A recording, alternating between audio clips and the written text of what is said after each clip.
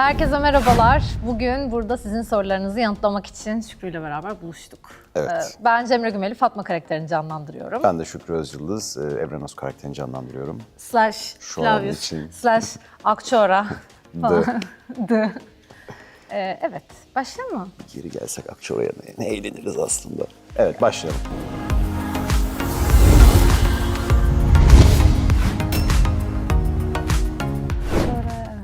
Evet. Sen mi, ben mi? Sen başlayacaksın. Hadi bakalım, başlıyoruz. Neyse açmayayım ben. Fatvius Instagram demiş ki, savaş sahnelerini daha çok seviyorsunuz, birlikte olduğunuz sahneleri mi? Sen açtığın için sen başla. Yani şimdi ben genel olarak savaş sekanslarını seviyorum. Ama bence beraber olduğumuz savaş... Bence iyi bir cevap. Beraber olduğumuz savaş sekanslarını daha çok seviyorum. Stratejik ve politik cevaplarda Cemre Gülmeli gibi olun arkadaşlar. Sen? Toy'da böyle şey oluyor. Ya savaş biraz daha Hareketli. eğlenceli, hareketli. Evet, Evet. hareketli. Daha böyle coşkulu hissediyoruz o gün kendimizi. O aksiyonun verdiği hareketlilikten asla anlatamadım. Ben seni anladım. Asla Hani anlatamadım. şöyle oluyor ya, hemen onu sahnede Evet. kuruyorlar, orada Evet. Bir öğreniyorsun. de hani burada her şey o an orada gerçekleşiyor. Mesela burası toy çektiğimiz yer genelde. Hani burada girdiğimiz zaman çok uzun süre burada kalıyoruz. Genelde daha böyle pasif sahneler oluyor ama Evet, diğerinde daha eğlenceli, daha aksiyonlu, dış çekim. Hele bir de at varsa. Evet. Bir de havalar da şimdi güzelleşti. Şu an tam en güzel zamanları. Evet. Hem Platon'un hem ata binmek için hem aksiyon için. Evet, kesinlikle. Yani sert bir kış geçirdik şu an. Tam böyle Evet. güzel zamanlar. Buyurun, Sıra bende. buyurun bakalım. Boş sol attım. Geliyor. Hava soğuduğunda Evrenos yeniden Flavius kürkünü giyer mi? O kürk çok iyiydi. Şu şey değil mi büyük? Snowman Instagram. Bilmiyorum, bence giyer mi? Hava soğumayacak Allah'tan bundan sonra. Gaza geldi. Ama Flavius'un kostümünü ben de çok seviyordum. Yani genel olarak Flavius zaten hani 13. yüzyılın hani moda abidesi gibi geziyordu. Ve galiba en çok kostüm versiyonu olan bendim sette. Sen yazık yavrum, bütün seti tek Aynen. Savaşçı kostümle kostümü. geçirdin. Abamla birlikte. Ben senin şeyini seviyordum. Flavius Zırh, evet. zırhını. O hakikaten çok iyi duruyor. Evet, bir de bana sor. Biraz tabii Bir de bana sorun, o zırh yani gerçek bir zırh. Yani onunla gerçekten savaşa girersin ve hiçbir şey olmaz. Zaten arkadaşlar o zırhı giydiğimde kılıçları alıp gerçekten bana biraz böyle vuruyorlardı. Onlar da deşarj oluyorlardı. Ben de tamam öyle bir servis sunuyordum etraftaki insanlara. Kısa sorun cevabına gelecek olursak. Flavius kürkünü giyer mi? Bilmiyorum yani. Bozdağ ne derse o şu an. bence giymez ya, o Flavius'un kürkü artık o. Flavius Ama bir ait. kürk giyeriz belki ya. Giyersin ama kürkün Evrenos duruşu kendi güzel. kürkü Ben o. onu seviyorum. Evet, güzel duruyor. Evet. Bizde kürk yok. Hadi bakalım. Partner olacağınızı öğrendiğinizde birbiriniz hakkındaki ilk izleniminiz ne oldu? Hadi bakalım.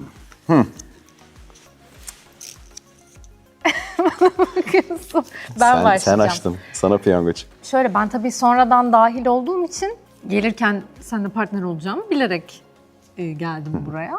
Hani genel olarak seninle alakalı duyumlarımdan çok çalışması uyumlu biri olduğunu biliyordum. Öyle de oldu bence. Sanki yanılmışlar gibi. Ama yanılmışım. Yok hayır, hiç öyle bir şey yok. Bilmiyorum, ben hemen klik olduk gibi hissediyorum. Evet, çok evet. hızlı alıştık birbirimize Ben yani. de öyle hissediyorum. Yani ki öyle de oldu zaten. Evet, Hissediyorum. evet. Geçtik artık. İlk çektiğimiz sahneyi hatırlıyorum. Onu hatırlıyor musun mesela? Bence onun üzerine Dere cevap kenarındaki vermemiz mi? daha doğru. Evet. Dere kenarındaki. Evet, Evet. dere kenarı. Evet. Güzel bir sahneydi o. Zaten o sahnede hemen şey oldu. Evet. Tam olarak zaten öyle yazılmamıştı o sahne. Biraz orada çıktı. Yani Evet, doğru. yani bir hafif bir etkileşime dair böyle bir parantez açma vardı ama biz çok için doldurduk o sahnede. Zaten hani Fatma Flavius biraz oradan bizim oyunlarımızla çıktı gibi oldu diyebiliriz aslında burada. Evet. Yani Bence o sahne iyi bir örnek. evet kesinlikle. Bence ya iyi ki sen olmuşsun. Ya, Ya, canım. çok ciddiyim. İyi ki sen diyorum. Sen. Ver bakayım. Arkadaşlar hepsini ben açacağım galiba sorun. Size yapılan editleri izliyor musunuz? Aklınıza gelen bir edit var mı? Seda Instagram. AI kullanıyorsunuz çok. Ve bazı AI'ları biz bile yiyoruz. Doğru. Yani İnsan şey oluyor, biz bunu çektik. evet birkaç kere hani Cemre ile aramızda şey oldu. Hani birbirimize gösterdik bir şeyler editleri görüp. Bu sahne böyle miydi ya falan hani. Bir de bir sahneyi AI kullanılarak yaptıkları bir şey sahnesi vardı. Ben yaralanmış gibi geliyordum, gözümü açıyordum falan. Sen yaklaşıyordun benim suratıma, hatırlıyor musun? Öyle bir edit vardı ve AI ile yapılmış ve biz böyle şey olduk sette. Bir dakika ya, bu böyle mi oldu? Ve hani 3-4 yıl sonra biz o sahneyi görsek ve gerçekten Çekmişiz. tufaya düşeriz yani. Böyle çektiydik galiba, böyle mi çektiydik ya falan derdik Öyle yani. herhalde diye. Evet. İzliyoruz yani kısaca. Evet, ben de görüyorum. Benim aklımda öyle kalan bir edit yok ama Flavius'un Türk olduğunu öğrendiği çok etkileyiciydi. Çekerken neler hissettin? Hem yazım olarak, çekim olarak ve oyunculuk olarak çok hani nadir böyle sahneler denk gelir. Yani her şeyin tam olduğu ve en sonunda ortaya çıkan hani bütün o bitmiş ürünün çok iyi olduğu. O da o sahnelerden bir tanesi. Ben çok yoğundum o sahnede. Yani zaten genel olarak zikir sahnesiyle başlayıp en sonunda artık hani benim Orhan'a teslim olduğum sahneye kadar gelen bütün o blok benim için önemli. Ama ilk başlarda çok önemsedim o sahneleri. Bu çok iyi bir şey aslında ama çok önemsediğin noktada biraz craft'ını unutup aslında bununla ilgili strese girebiliyorsun. Küçük küçük öyle streslere girdim ben bu sekansta. Çünkü çok iyi olsun istiyorum. Duygusunu biliyorum. Çok özeniyorum kısaca. Yani o sahneye de ben çok özendim. Bülent Hoca da sağ olsun. Yani çok iyi yardımcı oldu bana. Halil abi görüntü yönetmenimiz, o da çok iyi çekti. Yani herkesin çok senkron olduğu ve neticede çok güzel bir şey çıkan, benim de gurur duyduğum bir sahne oldu. Yani duygusal olarak kolay olmadı ama iyi ki de olduğu gibi oldu. Evet. İnsan bazen çok içine girdiği zaman çok kaybediyor kendini, dışarıdan bakamaz hale geliyor. evet, Bence o aynen. biraz öyle bir şeydi seninki.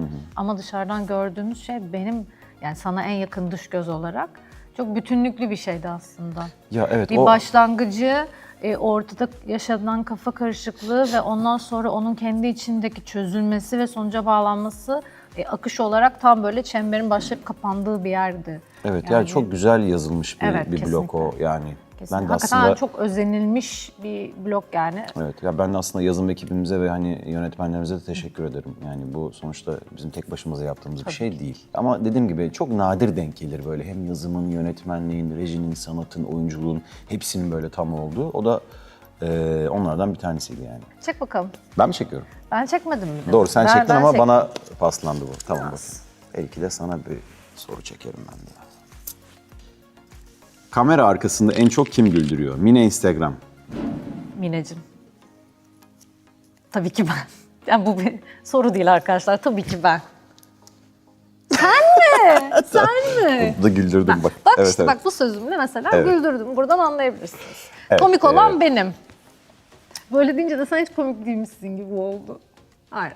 Asla sana da kredi veriyorum. bu Hayır, konuda. teşekkür ederim. Evet, Cemre daha komik arkadaşlar.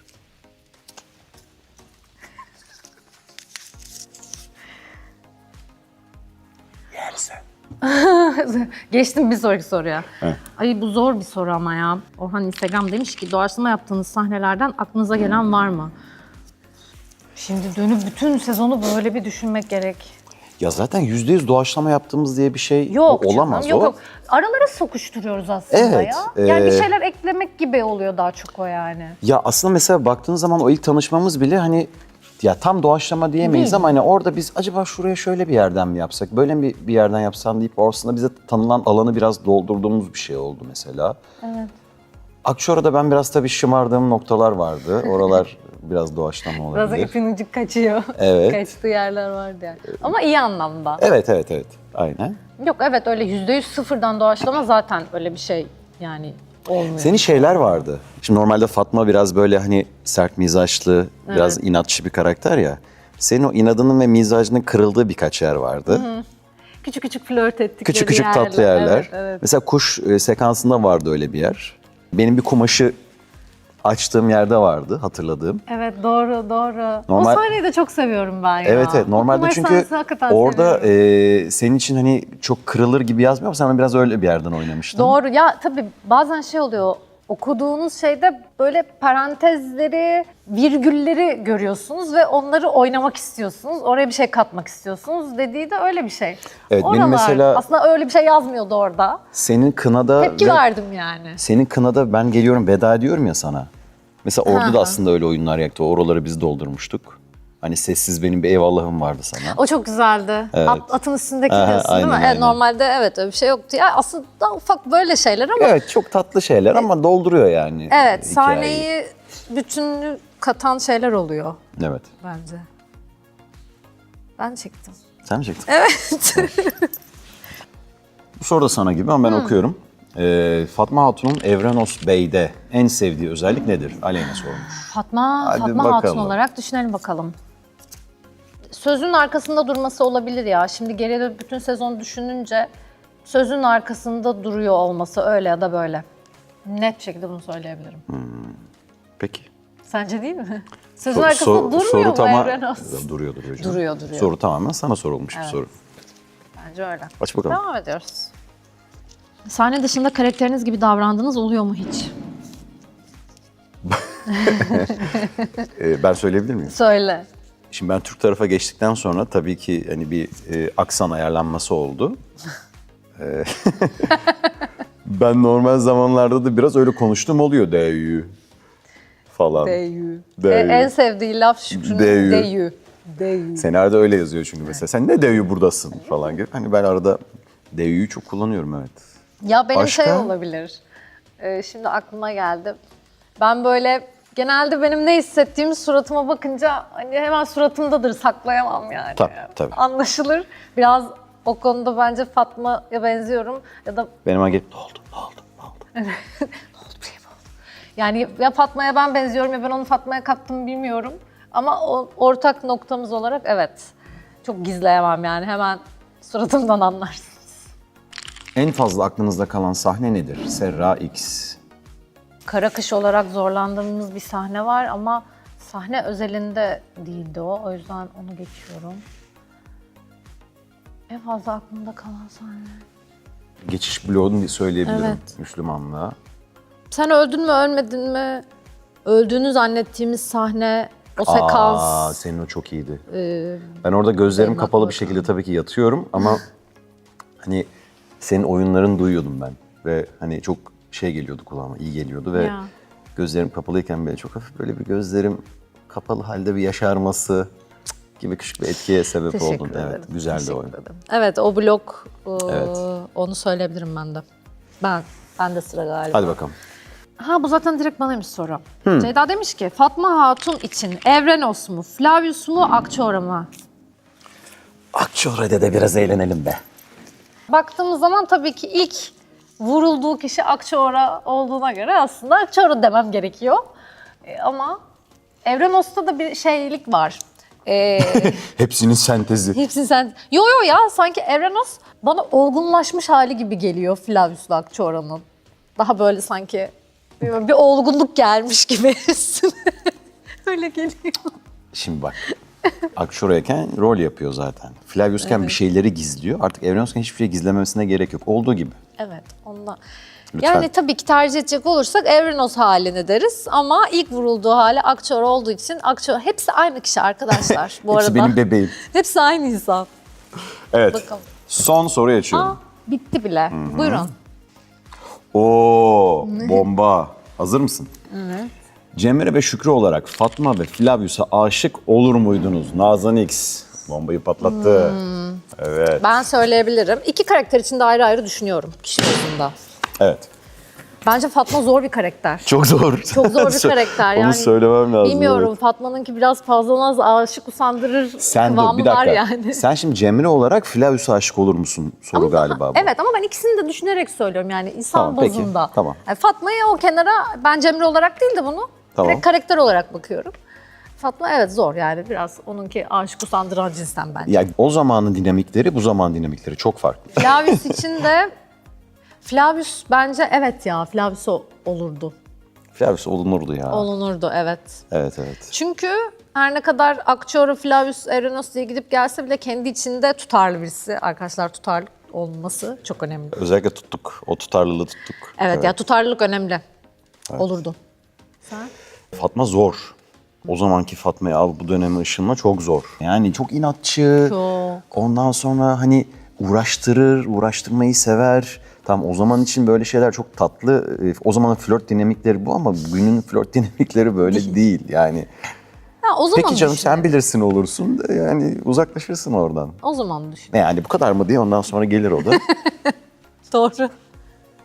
Arkadaşlar. Başka sorumuz kalmadı. Başka sorumuz kalmadı. Evet, bize sorduğunuz biraz fazlaca soru gelmiş bu arada. Teşekkür ediyoruz. Biz biraz uzun cevaplamış olabiliriz. Biz de biraz, evet, uzattık. Biraz Ama keyifliydi. evet Güzel tatlıydı. oldu. Sorular da çok iyiydi. Çok teşekkür ederiz. Bizim için çok kıymetlisiniz. Evet, teşekkür ederiz. Biz de sizin gibi ne olacağını bilmiyoruz bu arada. Evet. Fatma Flavius için.